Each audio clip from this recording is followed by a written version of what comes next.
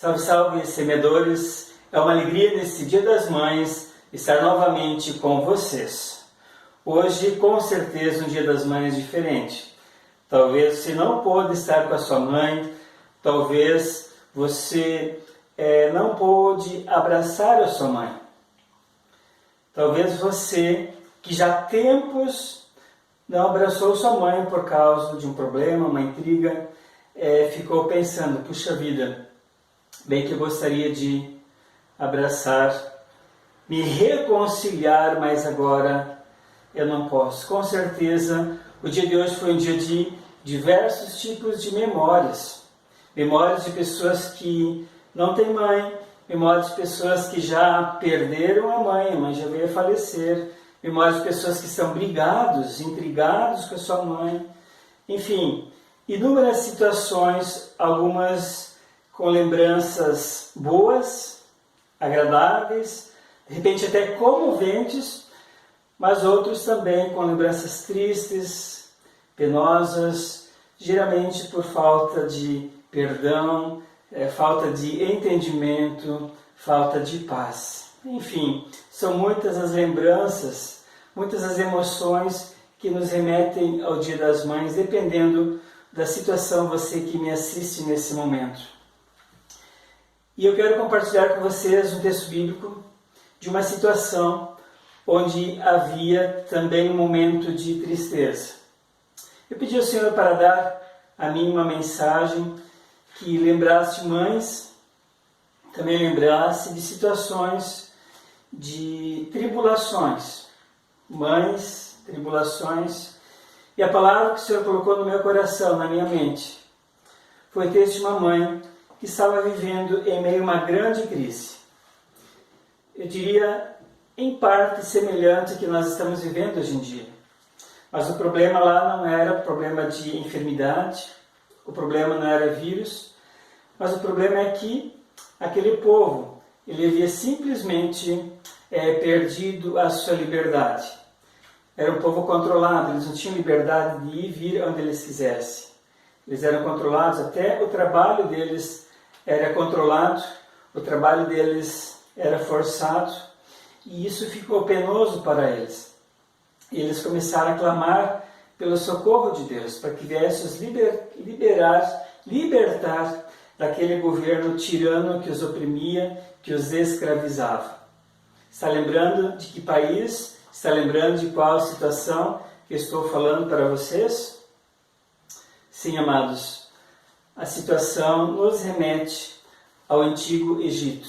Quando José faleceu, se passaram muitos anos, o novo faraó, ele não lembrava mais nada de José, da história de José, e ele estava com medo do povo de Israel, das tribos de Israel que foram crescendo, se multiplicando, e Deus estava abençoando eles, e Faraó ficou com medo que eles, com a aliança de outros povos inimigos, poderiam se voltar contra os egípcios e os derrotar.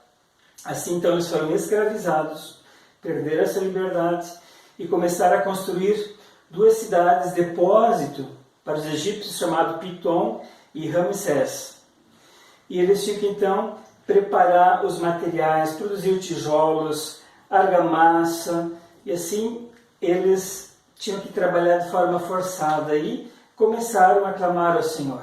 Mas, mesmo assim, Deus abençoava eles e eles continuavam fortes. O povo continuava aumentando. Tanto que, num certo momento, o faraó ordenou o seguinte, que quando uma mulher hebreia desse à luz, fosse mamãe, se fosse menina, essa criança poderia viver. Mas se fosse menino, essa criança deveria ser jogada no rio Nilo, ou seja, deveria ser sacrificada.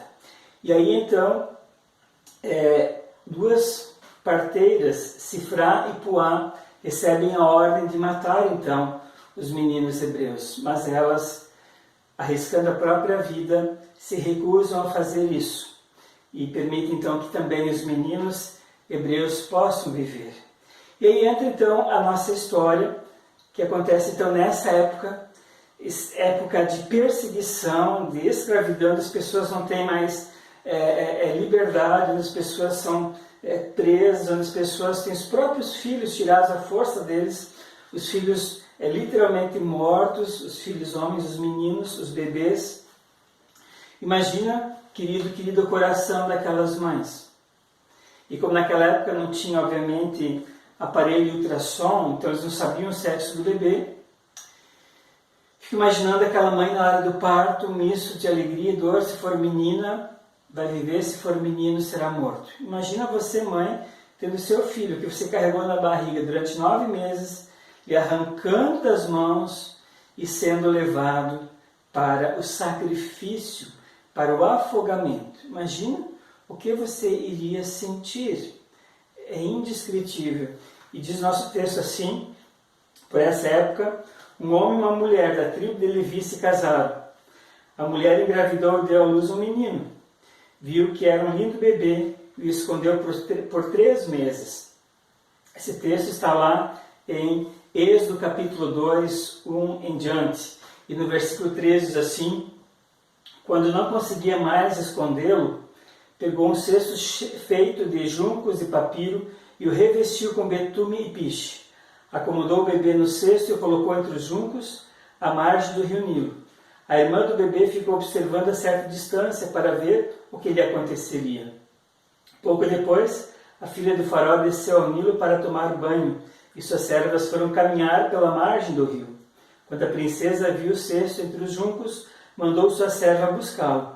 Ao abrir o cesto, a princesa viu o bebê. O menino chorava e ela sentiu pena dele. Deve ser um dos meninos hebreus, disse ela. Então a irmã do menino se aproximou e perguntou à princesa: a senhora quer que eu chame uma mulher hebreia para amamentar o bebê? Quero, respondeu a princesa. A moça foi e chamou a mãe do bebê. A princesa disse à mãe do bebê: leve esse menino e amamente-o para mim. Eu pagarei por sua ajuda. A mulher levou o bebê para casa e o amamentou. Quando o menino cresceu, ela o levou de volta à filha de Faraó, que o adotou como seu próprio filho. A princesa o chamou de Moisés, pois disse: eu o tirei da água. O nome dessa mulher era Joquebede, casada com Anrão. Ambos eram da tribo de Levi, ou seja, uma tribo que, como sabemos as Escrituras, uma tribo de sacerdotes. Os levitas eram aqueles, então, os intermediários entre Deus e o povo. E amados, queridas mamães, queridos papais, você que me assiste nesse momento, Deus estava preparando, após essa calamidade, após a escravidão, Deus estava preparando um libertador. Alguém que nasceu em meio à crise, alguém que nasceu em meio ao sofrimento. Se você está grávida, você que me assiste, se você daqui a uns dias vai ter um bebê, saiba que mesmo se o seu bebê nascer em meio a essa situação de pandemia, de desordem, de incerteza, de insegurança, desemprego, fome, mortes, saiba que mesmo em meio às crises, o Senhor sim pode reverter essa história. Aqui na nossa história, o Senhor estava preparando, chamando milagrosamente, fazendo com que um Salvador, alguém que pudesse, digamos assim, conduzir o povo rumo à salvação. E sabemos que, pelo que é dito aqui, eu tirei das águas, tirar das águas, Moisés, né? Ele seria então aquele que iria conduzir o povo de Israel à liberdade.